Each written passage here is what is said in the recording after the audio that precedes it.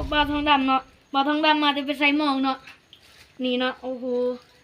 นี่เนาะตอนบ่าวทองดำไปใส่กับตอนไปกู้นี่บ่าวทองดำบ่ได้ถ่ายเนาะฝนตกเนาะเอาบ่ได้เอาโทรศัพท์ไปเนาะนี่เนาะถือปากกาหมุนเนาะโอ้ย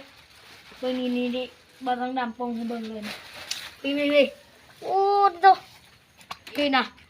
ะว้าว พี่ซัมโปใหญ่กูโปหน่อยนึงพี่น้องนะ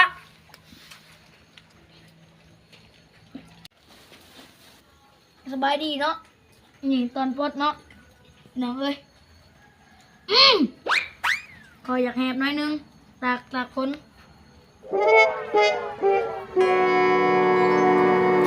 ปลดหยากค่ะว้าเว้ย